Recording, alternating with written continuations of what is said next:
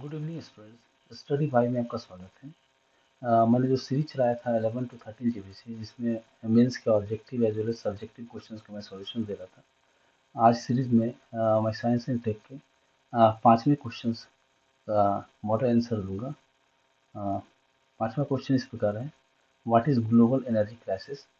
Give a detailed account of alternative sources of energy. और उसी में वैकल्पिक और एक और प्रश्न है: what do you mean by ecological pyramids? Explain their types. इसका इंग्लिश मॉडल आंसर इस प्रकार है: the global energy crisis refers to the growing shortage and rising cost of energy resources needed to power our homes, industries, transport, and technology. This problem arises because most of the world still depends heavily on non-renewable energy sources like coal, oil, and natural gas. These fossil fuels are limited in quantity, take millions of years to form, and are being consumed much faster than they are naturally replenished. The crisis is not just about running out of fuel, it also involves environmental, political, and economic issues. Environmental: burning fossil fuels releases greenhouse gases like carbon dioxide, leading to global warming and climate change. Political: many countries depend on fuel imports from other nations, leading to energy security risk and even conflict. Economic: rising energy prices affect production cost, transportation, and overall income. Population growth, industrialization, and rapid urbanization have sharply increased energy demand. If this demand continues to rise without sustainable solutions, the world may face severe shortages, blackouts, and environmental disasters. Alternative sources of energy. To overcome the energy crisis, scientists and governments are focusing on alternative sources of energy, sources that are renewable, sustainable, and environmentally friendly. These include: first, solar energy, source sunlight. Method: solar panels, photovoltaic cells convert sunlight directly into electricity. Solar thermal systems use sunlight to heat water or air. Advantages: abundant, renewable, pollution-free, and available almost everywhere. Limitations: work best in sunny climates. Initial installation cost is high. Second, wind energy source, moving air currents. Method: wind turbines convert the kinetic energy of wind into mechanical power, which is then converted into electricity. Advantages: clean, renewable, and cost-effective in windy areas. Limitations: needs large open spaces. Outputs depend on wind speed. Hydropower source, flowing water in rivers or dams. Method: water turns turbines, producing electricity. Advantages: reliable, renewable, and can store energy in reservoirs. Limitations: large dams may harm ecosystems, displace communities, and affect fish migrations. Fourth, biomass energy source, organic matters like waste, crop waste, wood, and animal dye. Method: biomass is burned or converted into biofuels, ethanol, or biodiesel to produce heat or electricity. Advantages: utilizes waste materials, reduce, reduces landfills problem. Limitations: can still produce some pollutions. Large scale use may compete with the food production. 5.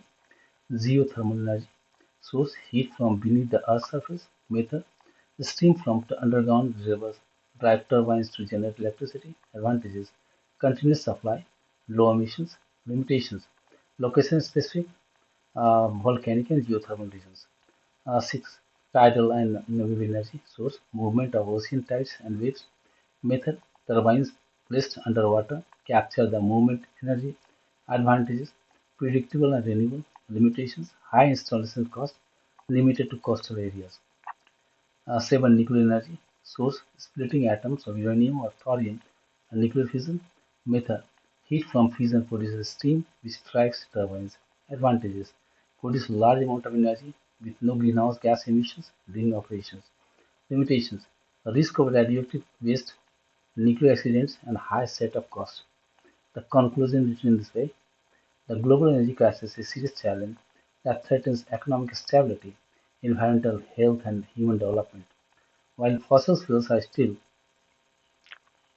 dominant, alternative energy sources offer a sustainable path forward. Each has its own strength and limitation, but combined together, they can reduce dependence on renewable resources.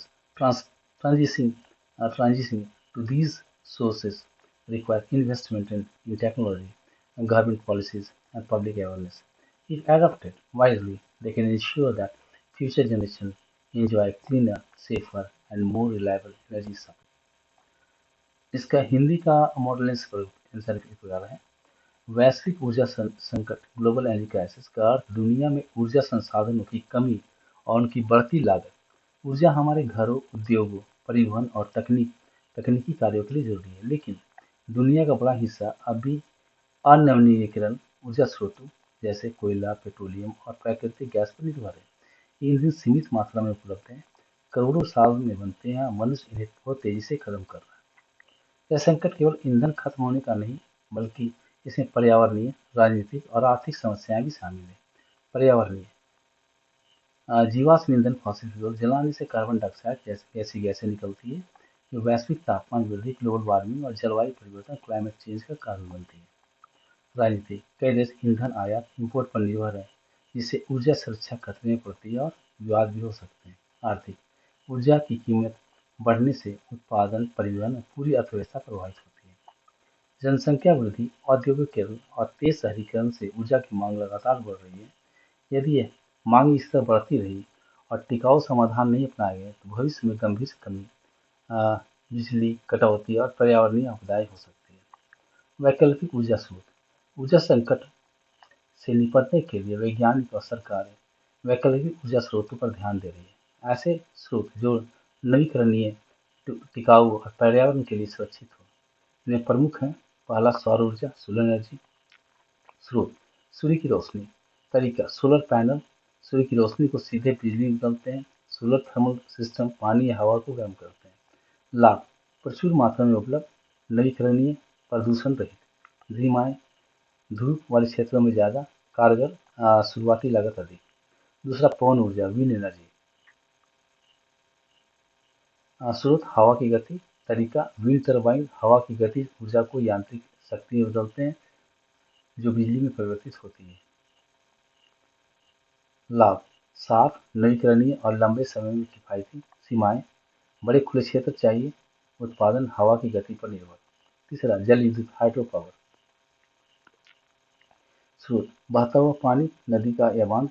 तरीका: पानी से turbine घूमते हैं और बिजली बनती है। लाभ: भरोसेमंद, नवीकरणीय और ऊर्जा भंडारण की क्षमता। सीमाएं: बड़े बांध पर्यावरण को नुकसान पहुंचा सकते हैं और लोगों को विस्थापित कर सकते हैं। चौथा, बायोमास ऊर्जा, बायोमास एनर्जी। स्रोत: फसल का कचरा, लकड़ी, पशु अपशिष्ट। तरीका: इन्हें जलाकर या जैव ईंधन में बदलकर ऊर्जा बनाई जाती है। लाभ: कचरे का उपयोग, लैंडफिल की समस्या। कचरे का उपयोग, लैंडफिल की समस्या कम।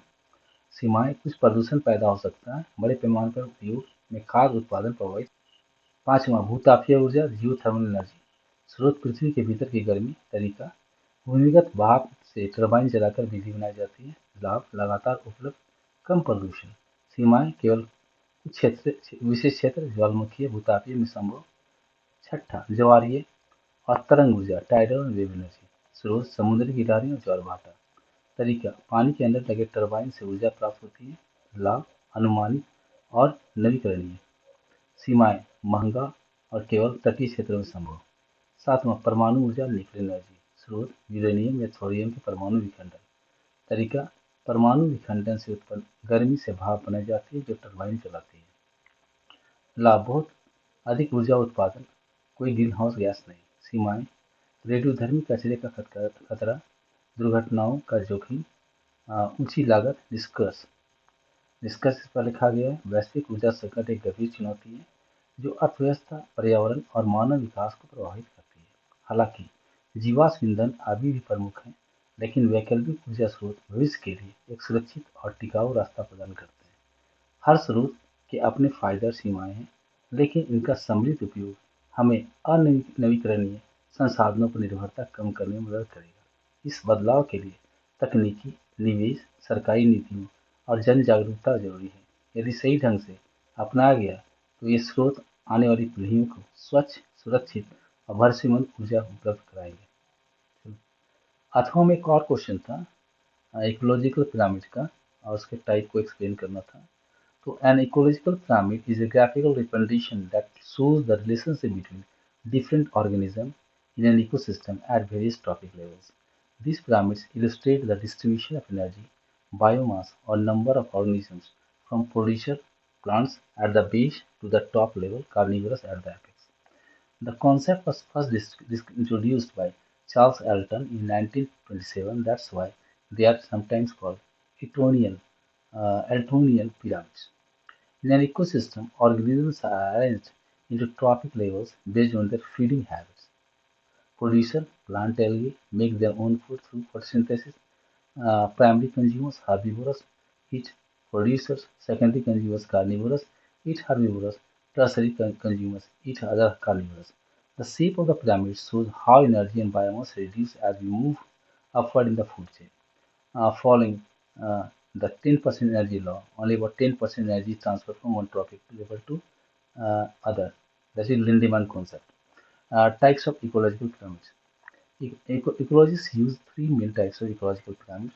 First, pyramids of number. Definition shows the number of individual organisms at each trophic level. Structure producers form the base with herbivores above them, followed by carnivores at higher levels. Examples: in a grassland, the pyramid is upright. Producers grass are the most numerous. Herbivores, grasshoppers are fewer. Carnivorous frogs, snakes are even fewer. Top predators, hawks, are the least.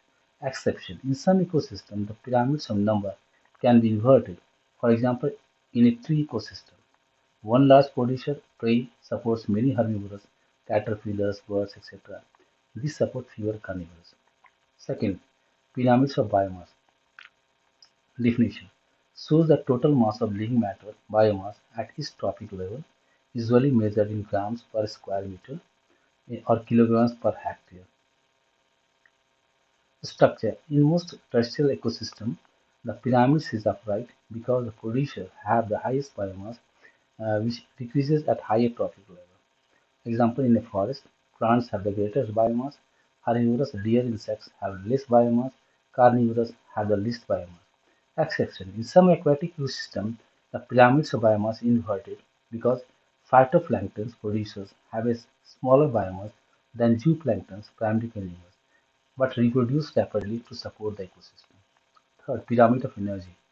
Definition shows the flow of energy at each trophic level over a given period, usually measured in kilocalories per square meter per year.